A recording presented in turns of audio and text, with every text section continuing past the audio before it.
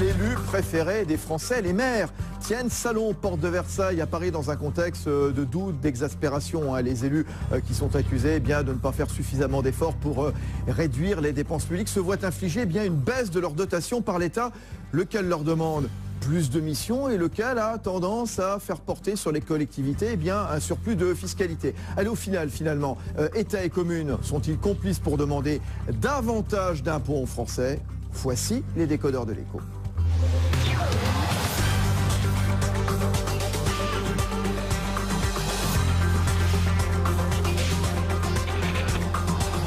L'écho s'éclaire sur BFM Business. Fabrice Lundi reçoit les décodeurs de l'écho. Bon, on va faire la part des choses, bien entendu. Oui, chacun a sa part de responsabilité. On va en parler avec nos décodeurs de l'écho. Il y a Stéphane Baudet, il est maire de Courcouronnes, conseiller régional d'Île-de-France. Courcouronnes, une commune de l'Essonne, juste à côté d'Evry, 13 700 habitants. Patrick Coquidé est avec nous, éditorialiste économique à BFM Business, spécialisé dans les finances publiques. Un autre maire d'une commune beaucoup plus petite, dans le Cher, Bingy-sur-Cran, 740 habitants. C'est Denis Durand, membre du comité des finances locales.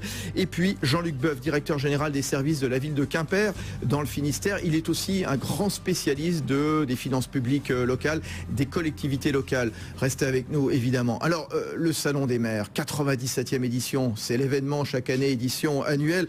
La force de la proximité, voilà le thème de l'édition 2014. Une dizaine de ministres, ils prendront la parole. Manuel Valls viendra jeudi. Alors, sera-t-il chahuté? En tout cas, le moral n'est pas forcément au beau fixe chez les élus dans un contexte de recherche d'argent.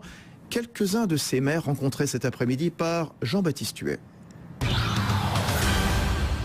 Pour être clair, nous au niveau de la commune, aujourd'hui on a arrêté clairement les investissements qui étaient prévus. Je ne vois pas quel est le maire aujourd'hui qui est en mesure de promettre de ne pas augmenter la fiscalité. Pour une ville comme la Maine, qui fait à peu près 12 millions d'euros de budget en fonctionnement, on va perdre à peu près 800 000 euros de dotation globale de fonctionnement.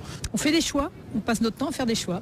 Sur la commune de Tara, qui est une commune de 10 700 habitants, c'est a priori 600 000 euros de baisse de dotation de l'État sur l'ensemble du mandat. Et de ce fait, ça veut dire aussi quelque part, et c'est ça qui est un peu inquiétant, c'est une baisse des services que l'on rend à la population. Voilà, donc reportage de Jean-Baptiste Huet, ces élus rencontrés au Salon des maires. Les maires, il y a 36 700 communes en France, c'est-à-dire 40% des villes de l'Union européenne, pour 13% de la population de toute l'Union européenne, comparé aux 22 régions, alors bientôt 13, c'était voté aujourd'hui par l'Assemblée nationale, 101 départements, 13 400 syndicats intercommunaux. Alors, le bleu, je le disais apparemment dans ce salon, climat morose, dit-on, la Cour des comptes.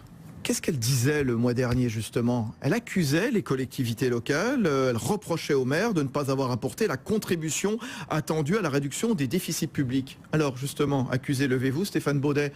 Vous ne faites pas assez, justement, pour réduire les finances publiques. Racontez-nous un petit peu, qu'est-ce que vous répondez aux accusations de la Cour des comptes? Écoutez, d'abord, ce qu'a répondu le comité des finances locales.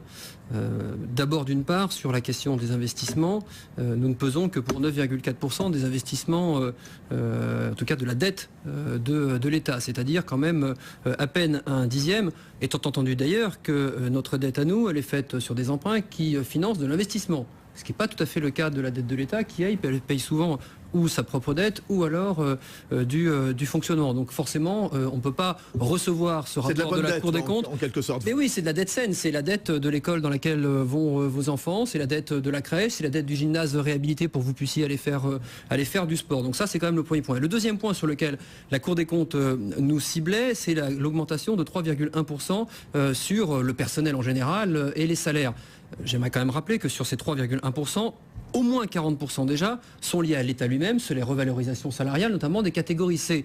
Donc je veux dire, cette façon de nous pointer du doigt, alors même que, encore une fois, nous ne pesons que pour 9,4% d'ailleurs de la dette, on va nous faire porter, à travers cette baisse de dotation, 25% de l'effort national. C'est-à-dire que c'est colossal. On ne peut pas l'accepter.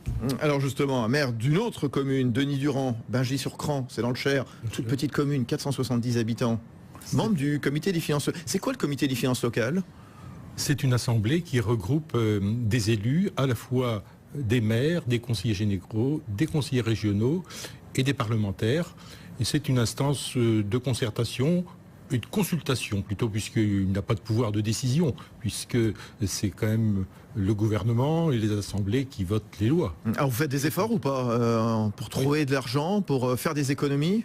Alors, je voudrais d'abord dire que la dotation de l'État, ce n'est pas une dotation au départ, c'est ce qui remplaçait le VRTS. Alors attendez, surtout on va parler à des... C'est une taxe représentative sur les salaires que percevaient les communes jusqu'à 1980. On va expliquer dans un instant ce que c'est, mais surtout s'il vous plaît ce soir, pas de technique. On essaie de comprendre, mais on ne fait pas fuir les téléspectateurs et les auditeurs. Et donc c'est en fait de l'argent qui est pris sur les communes. Donc pour Jean-Luc Boeuf, les maires font-ils suffisamment d'efforts? En fait, oui et non. C'est toujours pareil dans la question et dans la réponse de la Cour des comptes. Il y a deux choses. L'élément central, c'est que le modèle a changé. Jusqu'à il y a quelques années, les maires définissaient d'abord leurs besoins et puis à partir de là, ils allaient chercher les dotations qui augmentaient naturellement. Ils utilisaient le levier fiscal massivement dans les années 80 et 90. C'est pour ça que les collectivités sont peu endettées. Et en dernier ressort, elles utilisaient l'emprunt. Tout cela a volé en éclats depuis la crise financière de 2008, où dans un premier temps, l'accès à l'emprunt est devenu plus difficile. Dans un second temps, l'État a resserré le dispositif fiscal. N'oublions pas qu'avant la réforme de la taxe professionnelle de 2010, l'État contribuable national payait 40% de la taxe professionnelle. Et enfin, il s'est attaqué aux dotations, qui augmentaient de la croissance plus l'inflation dans les années 80-90, puis de l'inflation, puis stabilisé, puis légère baisse, puis nouvelle hausse, nouvelle baisse très forte cette année. Donc ce que les élus locaux doivent aujourd'hui mettre en place, c'est en acceptant ce nouveau modèle, comment faire moins avec moins.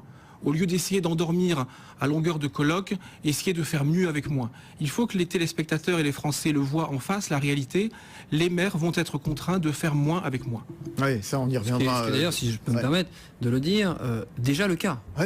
Parce que, comme le rappelait François Baroin, parce que cette affaire... Alors François Baroin, c'est le futur président de l'Association des maires de France, c'est le maire de Troyes qui va succéder donc à M. connaît bien, puisqu'il a été un tout petit peu ministre du budget, et c'est notamment lui qui a initié le blocage des dotations, il le rappelait cet après-midi devant les maires. Ce blocage de dotation qui a déjà 4 ans derrière nous, il faut le rappeler. Or, pendant ce blocage de dotation, on n'a pas stoppé l'inflation. Ça veut dire que, facialement quand même, la baisse de dotation des collectivités a déjà commencé. Et donc, cette nécessité de faire des économies, nous l'avons commencé chez moi. Ça fait déjà 3 ans que j'ai perdu près de 400 000 euros. Ça fait déjà 4 ans que j'ai arrêté les décorations de Noël. Enfin, on est déjà dans un mode d'économie. Et par ailleurs, parce qu'on est pointé sur ce sujet-là par la Cour des comptes, à Courcouronnes en l'occurrence, on a baissé de 20% les emplois temps plein sur les 4 dernières années.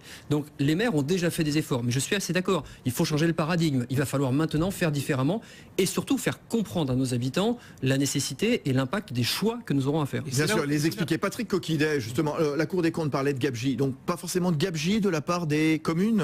Non, elle ne parlait pas vraiment de gabegie. Elle pointe surtout les dépenses de fonctionnement et dans les dépenses de fonctionnement, les dépenses de personnel. C'est vrai. Justement. Voilà. Alors moi, ce que je voudrais dire, c'est que on est quand même dans un... Vous avez dit, on change de modèle, d'accord, mais aussi on est dans 50 milliards d'économies budgétaires d'ici 2017.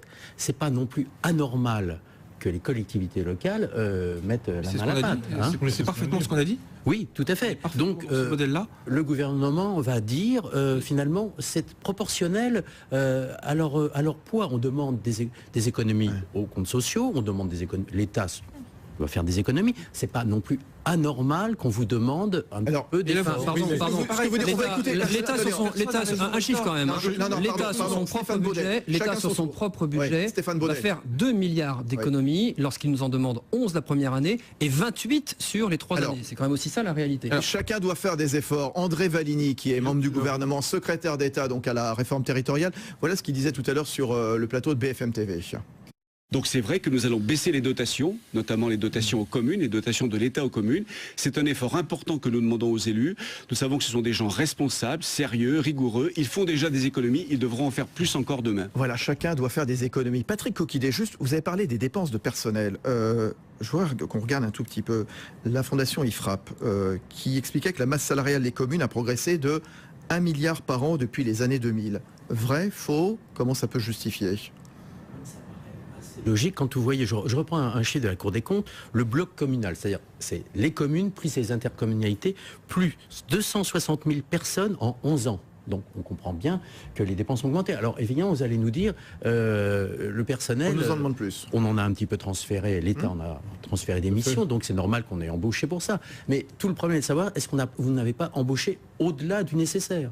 Alors justement, Denis Durand, racontez-nous votre quotidien. Vous êtes maire de Bingy-sur-Cran, dans le département du Cher, à peine 500 habitants. C'est quoi vos missions, justement? Avec quels fonctionnaires, quels effectifs travaillez-vous? Je voudrais rappeler que dans les communes rurales, on a un salarié pour 200 habitants, alors que dans les villes, on en a un pour 50. On va d'un rapport... 4 fois moins. 4 fois moins. Donc les économies, on les a déjà faites. On a une dotation par habitant qui est de 64 € quand elle est de 128 pour les villes. Le double. Aujourd'hui, avec cette austérité, c'est la désertification rurale qui va progresser. Demain, je ne sais plus comment faire. Qu'est-ce que vous ne pouvez plus faire, vous, maire d'une petite commune du centre-France? Donc depuis plusieurs années, on a fait des économies sur le fonctionnement. Aujourd'hui, on ne peut plus en faire sur le fonctionnement. On a arrêté l'éclairage public, on a arrêté un certain nombre de choses qui sont vitales. On a la limite de l'os. Donc aujourd'hui, c'est des investissements qui vont être sacrifiés. Et 10 milliards d'investissements de dotation en moins, c'est peut-être au niveau national 30 milliards d'investissements en moins. Aujourd'hui, les travaux publics sont inquiets. On est quand même chaque mois avec 15 ou 20 000 chômeurs supplémentaires.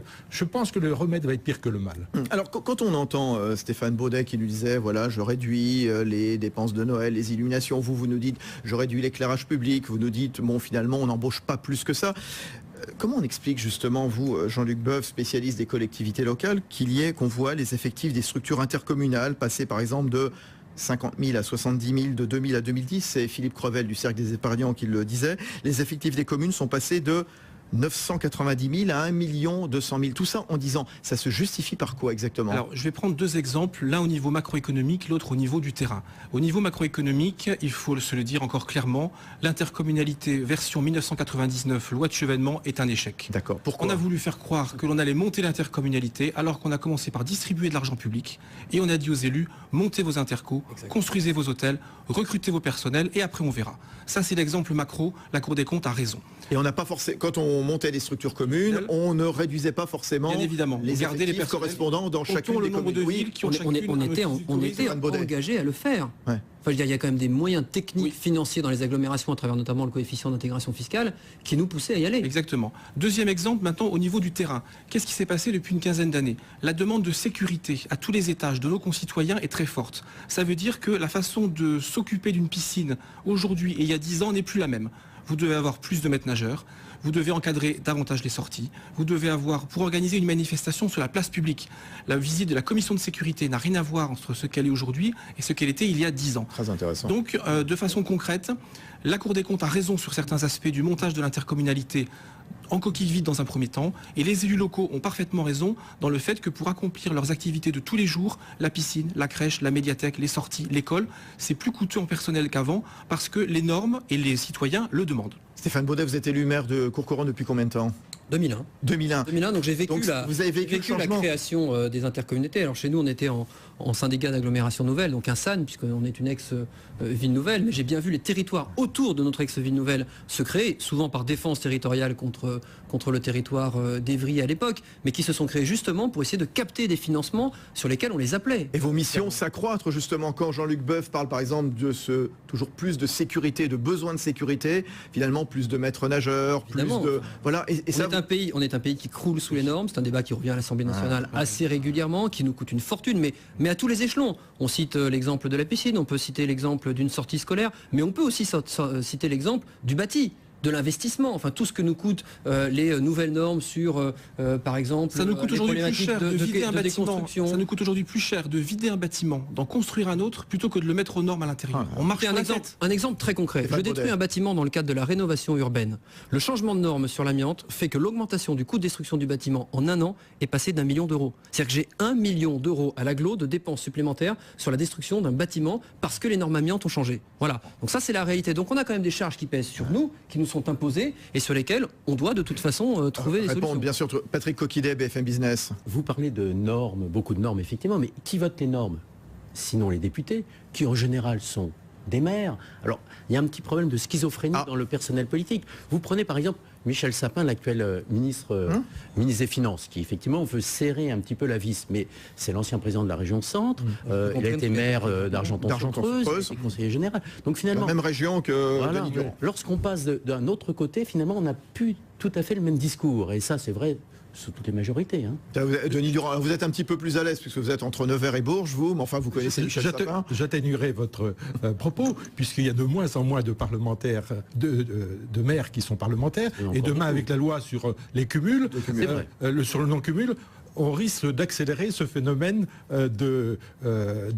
d'élus hors sol qui nous votent des normes qui seront inapplicables ou qui nous coûteront fort cher. Juste, j'ouvre une parenthèse à propos du personnel, et puis après on verra, puisqu'on parlait de schizophrénie. Moi, j'aurais qu'on parle de la schizophrénie de l'État aussi, Patrick Coquidet, mais juste puisqu'on parlait du personnel, c'est cette enquête que donnait le Figaro aujourd'hui, une étude Sofaxis, qui est courtier en assurance pour la fonction publique, qui montre qu'il y a de plus en plus d'absentéisme dans les collectivités locales, phénomène en augmentation. Le taux d'absentéisme des agents du secteur public local pour raison de santé a bondi de 18% entre 2007 et 2013.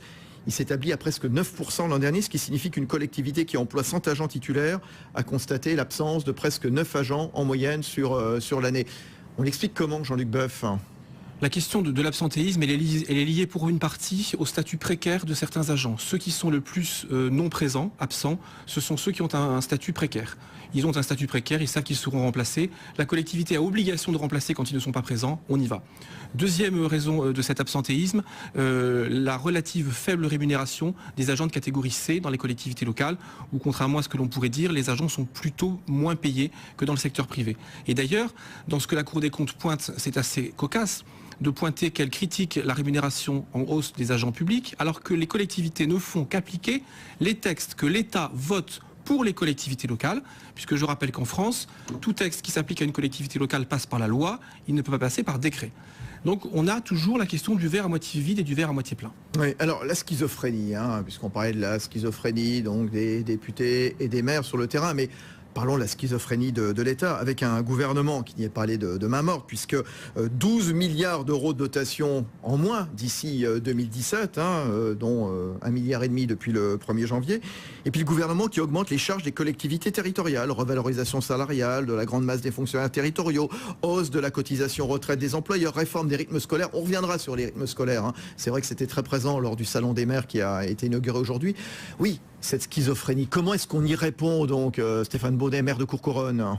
Sur le terrain ? Ouais. On y répond. C'est impossible. Soit, comme certains le disaient, certains maires tout à l'heure dans les témoignages, moi je ne le ferai pas, mais enfin certains vont répondre par la fiscalité, certains vont répondre par des solutions drastiques de type revalorisation des quotients familiaux, certains vont y répondre, parce que nous on se pose des questions sur notre territoire, on a 4 piscines sur un très grand territoire capital, peut-être qu'on va commencer à en fermer certaines le week-end, peut-être que on va, je sais que des communes y travaillent à l'heure actuelle, nous avons en moyenne dans nos crèches 21 degrés de température, sachez-le, la norme c'est 19 degrés, et on va tous descendre à 19 degrés. Sur ma seule commune, c'est 64 000 euros d'économie. C'est ça la réalité. C'est-à-dire que nous, on rend quand même un service public, et comme vous le disiez, c'est incompressible. C'est-à-dire que ce que l'on doit faire sur le terrain, c'est incompressible. Et donc, il y a 2 solutions, disons 3. Soit on a recours à la fiscalité ou à la tarification, soit on tranche vraiment dans les services publics que l'on met en œuvre, soit carrément on fait les deux en même temps. Quand on est élu d'une commune rurale dans le département du Cher, dans la région centre, Denis Durand, alors cette baisse de dotation de l'État, ça vous coupe combien sur c'est quoi le budget de Bungey-sur-Cran, qu'on se rende compte ? C'est 500 000 euros. 500 000 euros. Fonctionnement et un investissement, ça dépend d'une année à l'autre. Et la dotation, l'État vous retire combien sur les 500 000 ? L'État me retire 0,76%, mais il retire parce que c'est un retrait sur les recettes, ce qui équivaut à 1,5% de la dotation. Bon, bref. Mais vous avez 5 000 euros en moins dans les caisses. Comme on a 70% des charges qui sont pratiquement incompressible, en personnel, toutes les obligations, le reste, la seule marge de manœuvre aujourd'hui, c'est l'investissement. Et moi, j'ai un retard au niveau voirie de la commune qui est impressionnant. Et c'est pas dans les 3 prochaines années que j'arriverai à faire des travaux de voirie. Patrick Coquidet, juste le gouvernement qui va réduire de plus de 12 milliards d'ici 2017, d'ici 3 ans. C'est vraiment un souci, ça se justifie comment ? Ça justifie parce qu'il faut trouver 50 milliards, c'est ce que je disais tout à l'heure. Donc c'est une répartition. Elle pèse combien cette dotation sur l'ensemble du budget des communes? On entendait les maires rencontrés par Jean-Baptiste Huet disant tout à l'heure, c'est 500 000 euros par-ci en moins, 700 000 euros en moins par là. C'est à peu près 100 milliards. 30% du fonctionnement. 30% du fonctionnement, vous nous dites. Oui. Moi, je voudrais vous apporter quand même deux éléments qui sont importants. D'abord, sur une ville comme la mienne, Courcouronnes. Sur Courcouronnes, je vais passer de dotation d'État, donc de cette fameuse DGF dont nous parlons, de 3,4 millions en 2010 à 1,4 million en 2017. Divisé par 2. C'est-à-dire 60% de moins, c'est-à-dire la même dotation qu'avait ma commune en 1980, soit quand elle avait moins de 10 000 habitants et avant la décentralisation. Ça, c'est quand même un premier point. Donc ça montre quand même l'effort colossal qui va peser sur nos épaules. Le deuxième élément qui me paraît évidemment très très important, c'est notre capacité dans ce même intervalle à maintenir le service public sur une population qui souffre, qui est de plus en plus en attente, qui nous sollicite de plus en plus. On n'y arrivera pas. Enfin, clairement, les maires d'ailleurs, que ce soit l'Association des maires de France, que ce soit l'Association des maires d'Île-de-France que je préside dorénavant, ne sont pas cinglés au point de dire il ne faut pas faire d'efforts. Vous disiez tout à l'heure 12 milliards d'efforts. Non, sur les 3 années, c'est 28. C'est pas 12, hein. C'est 11 milliards cette année. C'est 28 milliards. Et il y a des effets cumulatifs. Oui, il y a des effets cumulatifs. Et avec un dernier élément qui est quand même essentiel. Pardon, simplement. Pour 2015, combien exactement? 3,5 milliards sur la DGF. C'est ça. 3,5 milliards. Moins 3,5 milliards. Et au total, ça va faire donc 12 milliards sur 2017. Exactement. Voilà, Hors effet cumulatif. Or, les effets cumulatifs sur nos territoires sont colossaux. Je vais vous expliquer un truc qu'il faut bien comprendre. C'est que quand on baisse les dotations de toutes les collectivités, parce que là on parle du bloc communal, il n'y a pas que le bloc communal, bien sûr. On baisse aussi sur les régions, on baisse aussi sur les départements. Quand vous baissez aussi sur ces collectivités, qui sont aussi des financeurs des mairies en dessous, celles-ci font elles-mêmes des économies.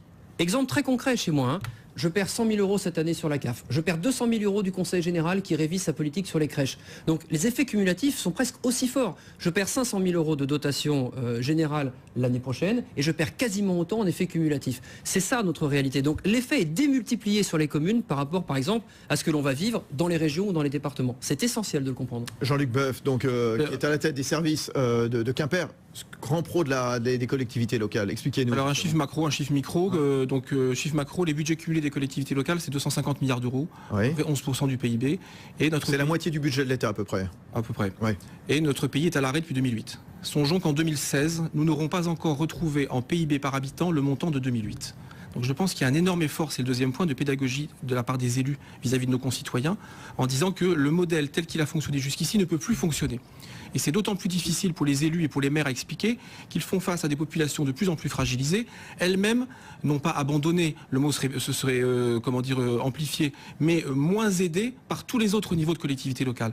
Et c'est là où je suis d'accord avec l'effet cumulatif. Une ville comme Quimper, c'est 70 millions d'euros de dépenses de fonctionnement, baisse en recettes puisque les budgets sont équilibrés à la différence de l'État, baisse pour 2015, moins 1,5 million. C'est-à-dire que c'est presque moins 2% en recettes de fonctionnement. Et Denis Durand, c'est d'autant plus embêtant, d'autant plus paradoxal que, je le disais, l'élu, le maire, l'élu préféré des Français, c'est le maire. C'est l'homme de proximité, c'est l'homme chez qui on va frapper, on va demander tout et n'importe quoi quelque part. C'est le dernier recours souvent, et le dernier espoir. Alors, ce qui est surprenant, c'est quand même qu'on nous impose cette politique d'austérité alors qu'on vient de créer la loi sur les métropoles, qui est une loi de fracture territoriale, où on donne 3 fois plus de dotations par habitant aux métropoles par rapport aux communautés de communes. On passe de 20 à 60. C'est assez scandaleux. Quelle organisation territoriale on aura demain? C'est la fin de l'aménagement du territoire. Exemple concret dans les territoires, une région comme la Bretagne qui va devenir une des plus petites régions de France, il faut quand même le dire aujourd'hui, au rebours de toutes les conceptions géographiques naturelles, eh bien, le risque, c'est que le Conseil régional ne considère plus que la métropole rennaise et la métropole brestoise. Et quid des villes moyennes comme Quimper, Lorient, Vannes? C'est une vraie difficulté. Ceci dit, par extension, on est en train de vivre une véritable recentralisation. Hein. Enfin, je veux dire, on la ressent tous. D'une certaine manière d'ailleurs, parce que personne au niveau national n'est capable de l'assumer. Hein. Vous le disiez vous-même d'ailleurs dans votre propos liminaire, 36 700 communes, 40% des communes d'Europe. Et donc l'idée, c'est peut-être de flinguer les communes. Comme personne n'est capable de l'assumer, je vais vous dire, on nous fait l'assumer à nous-mêmes en nous poussant petit à petit à transférer des compétences vers des intercommunalités. Voilà, et là, on revient sur le sujet de la schizophrénie de l'État. C'est que autant dans une agglomération de 200 000 habitants, 300 000 habitants, à la rigueur, je peux transférer des services de proximité, mais en Ile-de-France, sur certaines intercommunalités que le préfet de région nous dessine à 500, 700 ou 800 000 habitants, il va se produire l'effet inverse. C'est-à-dire que des compétences de proximité de certaines agglomérations vont redescendre dans les communes. Et donc on n'y arrivera pas. Bon, on y revient dans un instant, bien entendu. C'est très intéressant. On découvre plein de choses ce soir grâce à nos décodeurs de l'écho, les élus locaux, les spécialistes que sont Patrick Coquidet et Jean-Luc Boeuf. On revient dans un instant, donc on verra. Et la fiscalité dans tout ça, parce qu'à un moment, elle va être inéluctable, cette progression des impôts nécessairement, d'autant plus que l'État aussi a envie de faire porter sur les collectivités locales la progression des impôts. Vous savez que François Hollande qui disait, oui non, il n'y aura pas de hausse des impôts en 2015 sur qui que ce soit. Oui, hausse d'État peut-être, mais pas forcément les impôts locaux. À tout de suite. Les décodeurs de l'écho sur BFM